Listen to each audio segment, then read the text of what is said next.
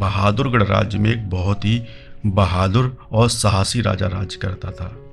हालांकि उसका राज्य थोड़ा छोटा था, लेकिन वो सबके साथ न्याय करता था। लेकिन उसके पड़ोसी राज्य में एक बहुत ही क्रूर और अत्याचारी निरंकुश राजा राज करता था।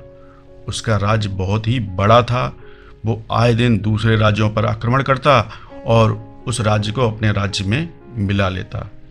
एक बार बहादुरगढ़ के राजा और क्रूर राजा के बीच में युद्ध छिड़ गया। बहादुरगढ़ का राजा पराजित हो गया। उसको जंगल की ओर भागना पड़ा। उसने एक छोटी सी गुफा में शरण ली। अत्याचारी राजा ने अपने सैनिकों को उस राजा को ढूंढने के लिए भेजा, लेकिन वो एक गुफा में छुपा हुआ था, इसलिए वो मिला नहीं। वो राजा को मार डालना चाहता था। बहादुरगढ़ का राजा बहुत दुखी हुआ। हालांकि वो बहुत बहादुर था, लेकिन वो निरंकुश राजा की विशाल सेना के आगे उसको हार माननी पड़ी। वो जंगल में ही गुफा में रहने लगा। वो काफ़ी दुखी हो गया। उसकी हिम्मत टूट चुकी थी। वो उदास हो गया था। एक दिन उसी उदास अवस्था में राजा गुफा में लेटा हुआ था। तभी उसका ध्यान एक दीवार पे गया। दीवार के एक कोने पर एक छोटी मकड़ी अपना जाला बना रही थी। जाला बनाते बनाते वो ऊपर दीवार से नीचे गिर जाती, क्योंकि कोई ना कोई धागा टूट जाता। फिर वो ऊपर चढ़कर जाती और उसको धागा उसका बुनने का प्रयास करती, फिर नीचे गिर जाती और फिर से वो चढ़ के जाती थी। ये सब बार बार चल रहा था। आखिर में मकड़ी ने अपना पूरा जाला बुन लिया। राजा उसकी ये जो हरकत थी मकड़ी की बड़े गौर से देख रहा था। मकड़ी ने जब पूरा जाला बुन लिया तो राजा को बहुत हिम्मत आई। राजा ने सोचा, ये इतनी छोटी सी तुच्छ मकड़ी बार बार ऊपर दीवार से नीचे गिरती है और फिर ऊपर जाती है, फिर जाला बुनती है और आखिर में इसने अपना जाला बुन ही लिया।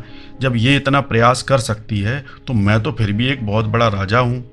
राजा को ये क्षण बहुत ही प्रेरणादायक लगा और उसको लग गया कि मुझे भी मकड़ी की तरह बार बार प्रयास करना चाहिए। राजा ने क्या करा कि उसने डिसाइड कर लिया कि अब वो बहुत ही ईमानदारी के साथ फिर से ट्राई करेगा। उसने अपने वफादार साथियों को फिर से ढूंढा और एक छोटी सी सेना बना ली और युद्ध करने का डिसाइड कर लिया। राजा की जो हिम्मत है उसको देखकर उसके जो विश्वास पात्र सहयोगी थे उन्होंने भी अपने और साथी थे उनको भी इकट्ठा कर लिया। ऐसे करके और थोड़ी सूरवीरों की थोड़ी बड़ी सेना हो गई। राजा ने फिर से उसी क्रूर राजा पे अटैक कर दिया।